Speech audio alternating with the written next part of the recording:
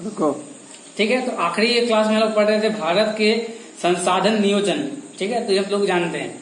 तो किसी क्षेत्र के विकास के लिए संसाधनों का उपलब्धता एक आवश्यक शर्त है। मतलब कि किसी भी क्षेत्र के लिए या किसी भी जगह के लिए संसाधन अगर वहां पे रहा तो वे क्षेत्र हुआ डेवलप हो जाएगा।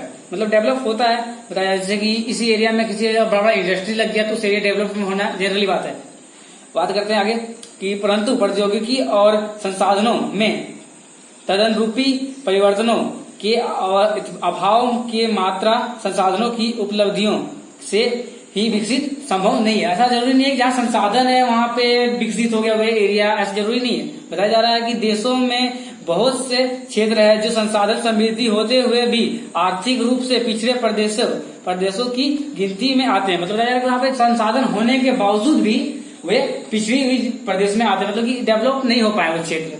ठीक है, ऐसा बहुत जगह ऐसा भी है। बताया जा रहा है कि इसके विपरीत कुछ प्रदेश ऐसे भी हैं जहाँ पे संसाधन की कमी होने हुए भी क्या होता है आर्थिक रूप से वे डेवलप है, मतलब विकसित है। जहाँ पे संसाधन नहीं भी है ना वहाँ वे कुछ ऐसा प्रदेश है जो विकसित है। बताया जा रहा है कि उपनिवेशों का इतिहास हमें बतलाता है कि उपनिवेशों में संसाधन संपन्न प्रदेश विदेशी आक्रमणकारियों के लिए मुख्य आकर्षण रहा। मतलब बताया जा रहा है कि अगर किसी इतिहास में बताया जा रहा है कि उपनिवेशित देश, मतलब कि अगर जिस देश में अगर ज्यादा संसाधन हो या कुछ भी हो तो विदेश का जो आक्रमणकारी, मतलब विदेश से जो आक्रमण करता है किसी भी देश में, ठीक है, तो उसका सबसे पहले बात है कि यहाँ पे इस चीज है या मतलब बोल सकते हैं कि संसाधन है या कुछ भी चीज इसकी वजह से यहाँ पे आता है। बताते हैं कि उपनिवेशकारी देशों ने बेहतर प्रौद्योगिकी के सहारे उपनिवेशों के संसाधनों का स्वपोषण किया तथा उस पर अपना आधिपत्य स्थापित किया। अतः संसाधन किसी प्रदेश के विकास में तभी योगदान दे सकते हैं जब वहाँ उपयुक्त प्रौद्योगिकी विकास और संस्थागत परिवर्तन किया जाए। मतलब बताया जा रहा है कि विकास बस वही जाता है जहाँ पे अगर इंडस्ट्री लगे या कोई भी चीज हो, ऐसा संसाधन का मात्रा हो, यहाँ पे वहाँ पे अगर आदमी डेवलप हो या जागरूक हो तो बस वहाँ पे सबसे बड़ा बात है कि उस क्षेत्र को डेवलप होना मतलब कि विकसित होना स्टार्ट होता है। बताया जा रहा है कि उपनिवेशों के विभिन्न चरणों में भारत ने इस सब का अनुभव किया है। मतलब इस समय भारत भी बहुत अनुभव कर चुका है। अतः भारत के विकासीय समस्या तथा साधारण विकास लोग के मुख्य संसाधनों की उपलब्धता पर ही आधारित नहीं है, बल्कि इसमें प्रौद्योगिकी, मानव संसाधन की गुणवत्ता और ऐतिहासिक अनुभव का भी योगदान है। मतलब इसमें क्या है कि डेवलप होने में ना कि और सब की नहीं, साथ साथ में यहाँ प्रौद्योगिकी, मानव संसाधन, गुणवत्ता और ऐतिहासिक पिछला का भी अनुभव का योगदान देना जरूरी है। संसाधनों का संरक्षण क्या है? संसाधन किसी भी तरह के विकास में महत्वपूर्ण भूमिका निभाता है। संसाधन क्या है? किसी भी तरह से किसी भी जगह का क्या बताया जा रहा है, विकास में सबसे महत्वपूर्ण भूमिका किसका है? संसाधन का है। परंतु संसाधनों का विवेकहीन उपभोग और अति उपयोग के कारण कई सामाजिक, आर्थिक और पर्यावरणिक समस्या पैदा हो सकती है। मतलब कि संसाधन का अति उपयोग, मतलब ज्यादा उपयोग अगर होना, ठीक है, तो उससे क्या होता है कि संसाधन यहाँ पे ले जाते हैं, नष्ट भी हो जाता है। सबसे पहला हम लोग ले सकते हैं एक एग्जाम्पल, कोयला क्या है हम लोग का? संसाधन है। सबसे बड़ा संसाधन कोयला है। तो क्या होता है कि अति उसका उपयोग अगर ज्यादा से ज्यादा मात्रा में अगर उपयोग होगा, ठीक है, तो उससे बहुत इफेक्ट भी है, उस एरिया को बहुत इफेक्ट भी है और साथ साथ में वो डेवलप तो होगा ही। आगे बढ़ते हैं। सामाजिक आर्थिक हो गया। इस समस्याओं से बचने के लिए विभिन्न स्तरों पर संसाधनों का संरक्षण आवश्यक है। बात है कि अगर इस समस्या से बचने के लिए क्या करना पड़ेगा, हमें वो संसाधन को नियमित रूप से इस्तेमाल करना पड़ेगा। जैसे कोयला अगर खोदा जा रहा है तो नीचे से क्या होगा, संसाधन घट रहा है, साथ साथ में उस एरिया को सील कर दिया ना। अगर नीचे से निकल जाएगा तो डेंजरस एरिया में आ जाएगा, तो उसको क्या करना है कि बचाना है। कोयला भी खत्म हो जाएगा फ्यूचर में तो फिर वापस तो बनता नहीं है कोयला जल्दी। तो संसाधनों का नियमित रूप से इस्तेमाल करना चाहिए और हम लोग क्या करना, संसाधन को बचाना चाहिए। ठीक है, भूतकाल से ही संसाधनों का संरक्षण बहुत से नेताओं, मतलब कि बहुत से नेताओं और चिंतकों के लिए चिंता का विषय रहा। भूतकाल से मतलब पहले से ही बहुत सारे नेताओं या जो चिंता करते हैं सब बारे में, तो सबसे बड़ा मुख्य पॉइंट था कि अब संसाधन को बचाना, संसाधन उपयोग हो रहा है उसको बचाने का बहुत बड़ा मुख्य उपयोग था। तो देखो उदाहरण के लिए गांधी जी ने संसाधनों के संरक्षण पर अपनी चिंता इस शब्द से व्यक्त की है।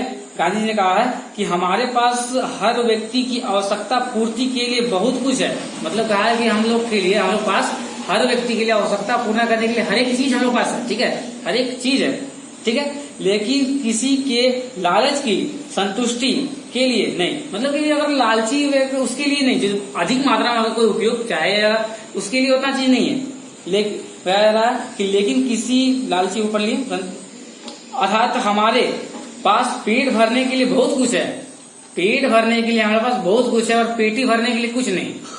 ये बात किसने कहा? ये कहे गांधी जी ने कहे थे।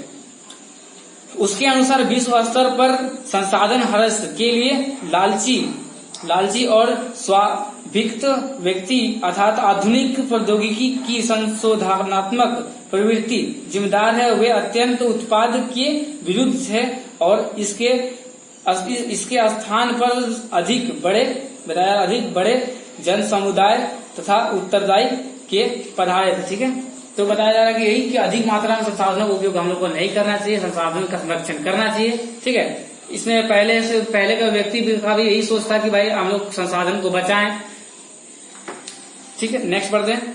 भूमि संसाधन, भू संसाधन। सबसे बड़ा भू संसाधन क्या होता है कि हम भूमि पर रहते हैं। कहाँ रहते हैं? अर्थ रहते हैं, भूमि पर रहते हैं। इसी पर अनेकों आर्थिक गतिविधियां होती है। मतलब कि अनेक, इसी पे क्या होता है, भूमि पर अधिक आर्थिक गतिविधियां, मतलब इकोनॉमिकल कंडीशन एक्टिविटी सब होते रहता है। मतलब हम लोग चलते हैं, खाते हैं, पीते, क्या है भूमि पे। ठीक, और भिन्न रूप में इसका उपयोग करते हैं। मतलब और बहुत तरीका से भूमि का उपयोग करते हैं, खेती करते हैं, बहुत उसमें भूमि को भी करते हैं। ठीक, अतः भूमि एक बहुत महत्वपूर्ण प्राकृतिक संसाधन है। मतलब भूमि क्या है? बहुत इंपॉर्टेंट चीज। अगर भूमि नहीं रहेगा तो खेती कैसे कहाँ करेंगे भाई? सबसे बड़ा बात है, भूमि जो है हम लोग के लिए सबसे महत्वपूर्ण प्राकृतिक संसाधन है। सबसे बड़ा संसाधन कौन है? तो नेचुरल संसाधन हम लोग का भूमि है।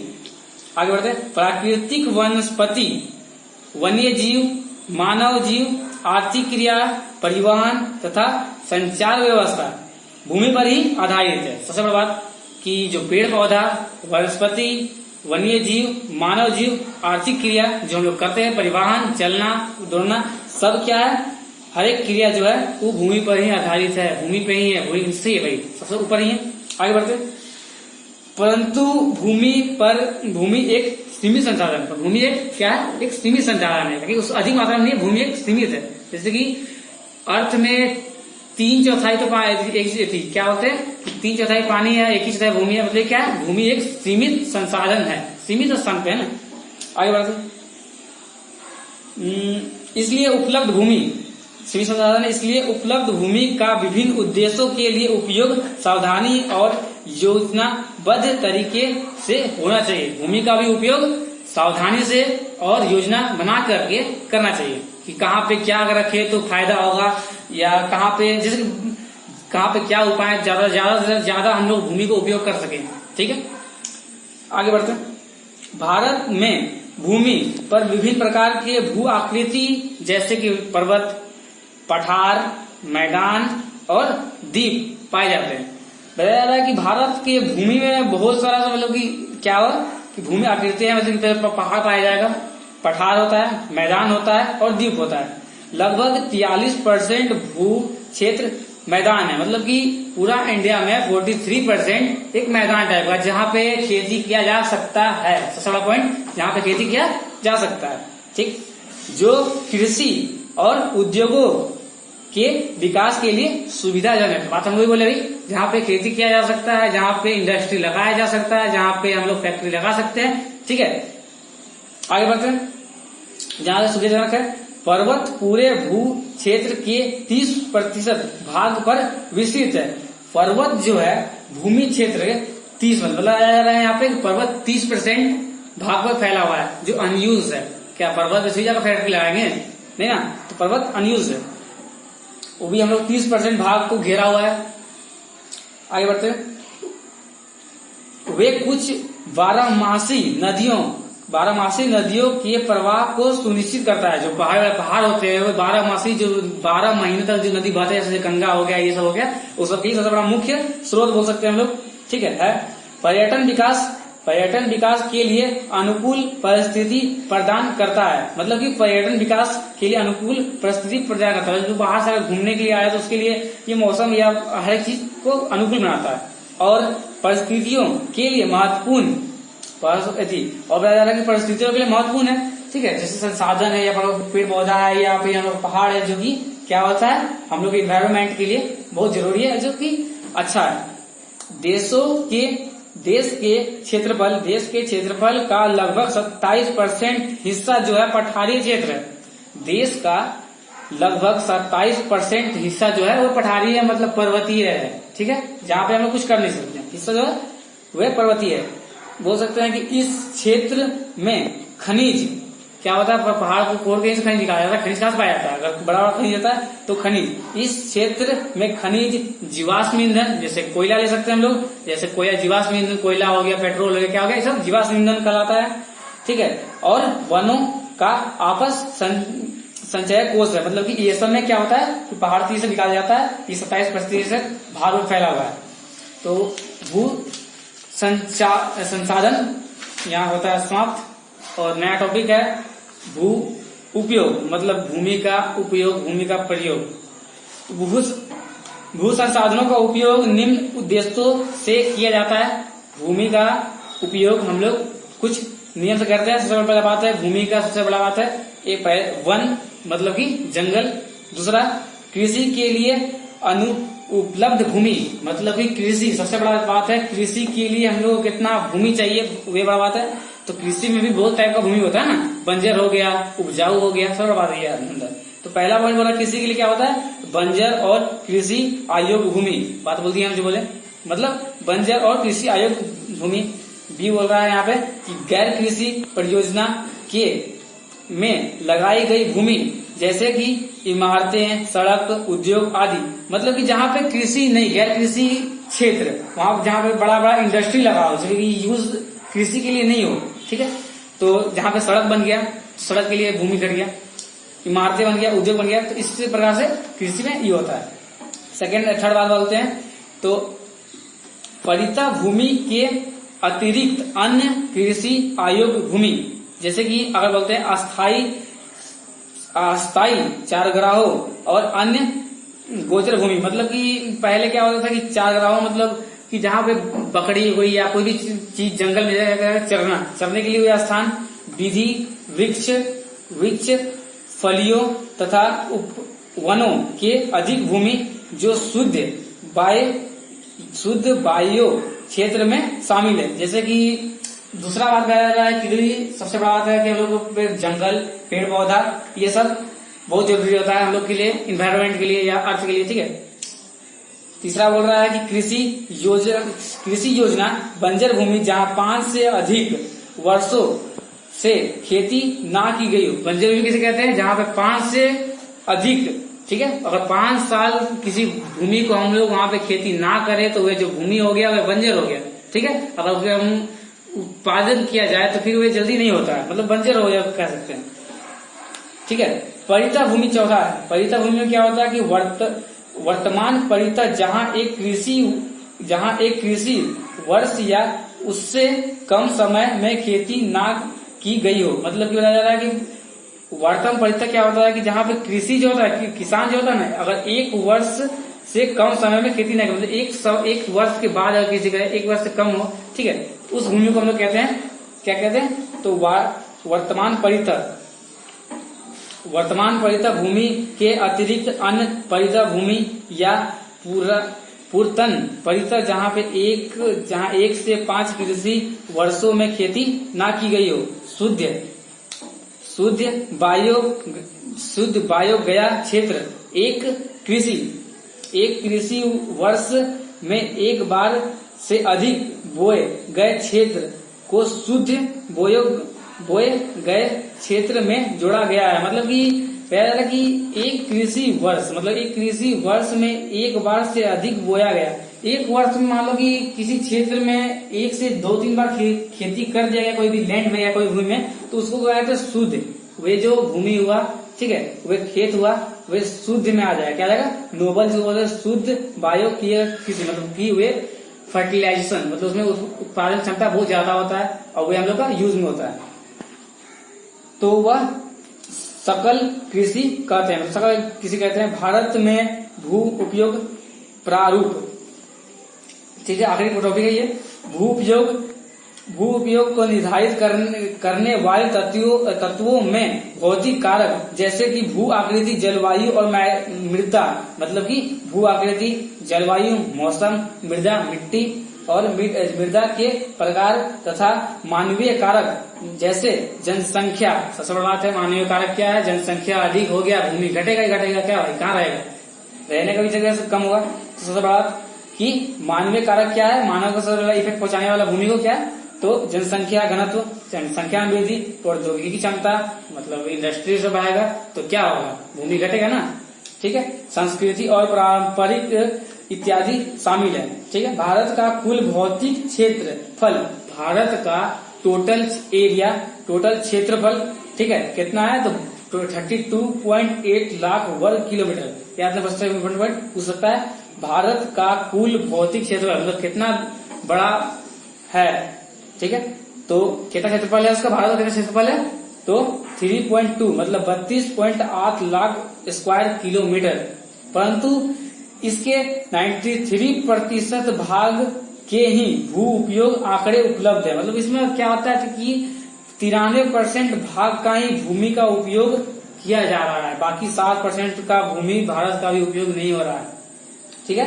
क्योंकि पूर्वोत्तर मतलब पूर्व की ओर प्रांतों जैसे कि असम, पूर्व की ओर प्रांतों जैसे कि असम को छोड़कर अन्य प्रांतों के सूची क्षेत्र के बारे में जानकारी उपलब्ध नहीं है। मतलब उधर की एरिया ठीक है ही नहीं, उधर भूमि ठीक है नहीं है। इसके अलावा जम्मू और कश्मीर में पाकिस्तान और चीन अधिकृत क्षेत्र में भूमि उपयोग का सर्वोच्चम नहीं हुआ है। मतलब कि जिस एरिया में अगर बात की जाए कि इधर जम्मू कश्मीर हो गया, पाकिस्तान और चीन के अतिरिक्त क्षेत्रफल जो है उधर एरिया को हम लोग क्या करते हैं, उसका उपयोग हम लोग नहीं कर सकते, नहीं करते भी नहीं है।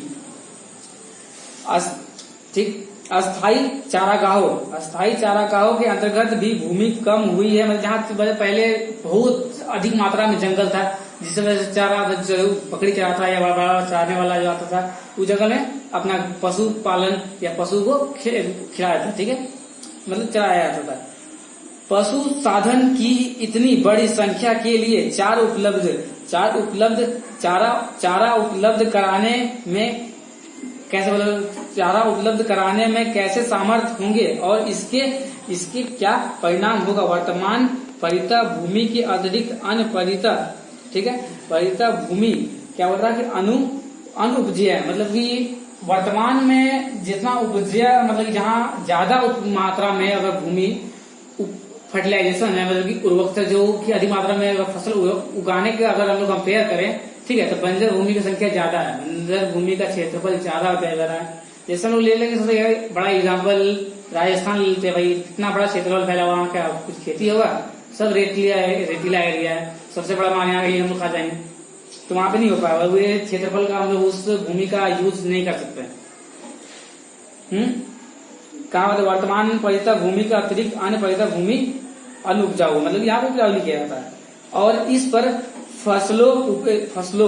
फसलें उपजाने में कृषि लागत बहुत ज्यादा, मतलब कि सब अगर बात करें इस समय, अगर कोई भी किसान अगर खेती करे तो उसका लागत बहुत ज्यादा आता है। अतः इस भूमि में 2 या 3 वर्ष में इनके 1 या 2 बार बोया जाता है। और यदि इसके शुद्ध मतलब नोवल बोए गए क्षेत्र में शामिल कर लिया जाता है, तब भी भारत के कुल सूची क्षेत्रफल में लगभग 54% हिस्सा ही खेती होते 54% हिस्सा पर ही खेती हो सकती है। अगर बात कर लिया जाए कि बंजर भूमि को 2 से 3 बार अगर हम लोग खेती कर लिए, ठीक है, अगर उसमें उपजा भी लिए और उसको हम लोग खेती वाला में शामिल भी कर लिए ना, तो भारत का मात्र और मात्र 54% भाग में ही कृषि होगा। ठीक है, इतना ज्यादा जनसंख्या, इतना कम कृषि, खाए कहाँ, डेवलपमेंट की संख्या तो भाई और कम है। शुद्ध नोबल बोए गए क्षेत्र का प्रतिशत भी भिन्न राज्यों में भिन्न होता है। मतलब अलग अलग राज्यों में उपजाऊ भूमि की संख्या परसेंट कम हो सकता है। जैसे कि परंतु अरुणाचल प्रदेश, ठीक है, मिजोरम, मणिपुर, अंडमान निकोबार द्वीप समूह में 10% से भी कम क्षेत्र बोया जाता है। मतलब कि 10% से भी कम इस सब एरिया में खेती होता है, क्योंकि ये सब में ज्यादा अगर इंडस्ट्री हो तो भूमि तो कम हो ना, और खेती कहाँ से होगा। इससे पता जा रहा है कि अंडा ये सब क्या होता है कि अरुणाचल प्रदेश हो गया, मिजोरम हो गया, मणिपुर हो गया, इस सब में क्या होता है कि मात्र और मात्र 10% ही कम, 10% से भी कम क्षेत्र में खेती होता है। हमारे देश में राष्ट्रीय वन नीति जो है, राष्ट्रीय नेशनल वन्य नीति जो है 1952 द्वारा निर्धारित वनों के अंतर्गत 33% भौगोलिक क्षेत्र क्या बताया जा रहा है कि वाच्य है, किंतु जिसकी तुलना में वनों के अंतर्गत क्षेत्र काफी कम है। मतलब कि अगर 1952 के अंतर्गत हम लोग अगर देखें तो केवल 33% भौगोलिक क्षेत्र है, और उसके तुलना में वन का जो है ना, मतलब जंगल सब है वो और भी कम है। जंगल का क्षेत्र जो है काफी कम हो जाता है। वन्य नीति द्वारा निर्धारित यह सीमा परिस्थिति संतुलन बनाए रखने के लिए आवश्यक है कि वन्य क्षेत्र के आसपास रहने वाले लाखों लोगों की आजीविका इस पर निर्भर करती है। बात सही है कि जो जंगल पे बगल में बहुत सारा बस्ती बसा हुआ है, जो लोग रहते हैं, उसको किस पे डिपेंड है, वे जंगल पे डिपेंड है। जंगल पे ही उन लोग को आश्रित है, ठीक है, निर्भर है उसी पे, जंगल पे ही। तो भू उपयोग का एक भाग बंजर भूमि, ठीक है, भू उपयोग का एक भाग बंजर भूमि, और दूसरा जो है गैर कृषि परियोजना में लाई गई भूमि कहलाता है। ठीक है, जहाँ पे भूमि का अगर उपयोग बात किया जाए तो एक बात तो पहले बात है बंजर भूमि जहाँ पे कृषि हो नहीं सकता। दूसरा कि गैर कृषि परियोजना जहाँ पे इंडस्ट्री लगा हुआ है, रोड लग गया हुआ है, जहाँ हम लोग कृषि नहीं कर सकते। ठीक है, सबसे बड़ा बात है। ठीक है, दूसरा कि गैर कृषि परियोजना बताया अभी में लगाई गई भूमि कहलाता है। बंजर भूमि में पहाड़ी, चट्टानी, सूखी, मरुस्थल जो बताया राजस्थान का एग्जाम्पल ले दिया ना, तो मरुस्थल आ गया, मरुस्थलीय भूमि शामिल है। जहाँ बताया गया बंजर बात करें तो सबसे बड़ा बात कहाँ पे, जहाँ सूखा पड़ा हुआ है, पहाड़ी, चट्टान, जहाँ चट्टान है, जहाँ कर नहीं सकते, और मरुस्थल, ये सभी बंजर भूमि में शामिल है। इसलिए बताया कि जहाँ पे अगर बात की जाए कि जहाँ खेती अधिक हो और कंपेयर करें बंजर तरफ, तो बंजर ज्यादा हो जाएगा। गैर कृषि परियोजना में लगाई भूमि में बस्तियां शामिल है, सड़क हो गया, रेल हो गया, रेल लाइन हो गया, उद्योग हो गया, इत्यादि आते हैं। मतलब कि और अधिक से और भूमि क्या होता है कि अधिक से अधिक बस्ती जहाँ बैठ गया तो वहां पे तो खेती होगा नहीं, वो अपना एरिया छिकेगा। सड़क जहाँ बना तो वहां पे भी खेती हो नहीं रहा, पेड़ कटाई हुआ, इन्वायरमेंट भी डेवलप क्या होगा, उससे रिएक्टिव होगा। रेल लाइन जहाँ बना बड़े मात्रा में पेड़ कटता है, इन्वायरमेंट डिफेक्ट होगा। ठीक है, और साथ में उस एरिया में खेती भी नहीं होगा कि बढ़ा जा रहा। उद्योग जहाँ लगा वहां पे भी ये बात होता है, भूमि कम होते जा रहा है। लंबे समय तक लगातार भूमि संरक्षण और प्रतिबंध की अवलंघन करने वाले लगातार भू उपयोग के कारण भूमि संसाधनों का निम्नीकरण हो रहा है। मतलब कि भूमि दिन पे दिन घटता ही जा रहा है। मतलब भूमि जो उपयोग किया जा रहा था, जहाँ पे अधिक मात्रा में खेती होता था, अब नहीं हो रहा है, बहुत मात्रा में घटता ही जा रहा है। इसके कारण समाज और पर्यावरण में गंभीर अपराध आ सकती है। बात बताया जा रहा है कि आपदा आ सकती है, सही, आपदा आ सकती है। मतलब बताया जा रहा है कि इसके कारण क्या होगा कि समाज और पर्यावरण में गंभीर मात्रा में आपदा आ जाएगा, और पेड़ पौधा कट जाएगा। तो इन्वायरमेंट में सबसे बड़ा बात है कि पेड़ पौधा ही तो हम लोग ऑक्सीजन देता है ना। अगर पेड़ पौधा ना हो या खेती या ना हो, अगर इंडस्ट्री ज्यादा लगेगा तो ऑक्सीजन या इन्वायरमेंट गर्म होगा। तो बहुत ज्यादा प्रॉब्लम हो जाएगा। गो। ठीक है, तो अब हम लोग बस आखिरी टॉपिक यहीं तक पढ़ेंगे, और नेक्स्ट क्लास में क्या पढ़ेंगे, तो भूमि निम्नीकरण और संरक्षण उपयोग नेक्स्ट क्लास पढ़ेंगे। जहां तक पढ़ा है उससे कुछ क्वेश्चन पीछे दिया हुआ है बुक में, वो देख लेना है और कुछ पढ़ भी लेना है। क्वेश्चन है, क्वेश्चन घर में बनाने की कोशिश करना, और जो पढ़ा है उस पर ध्यान देना। जैसे कि इसमें दिया हुआ है कि बहुकली प्रश्न मतलब कर लेना है, और हो गया।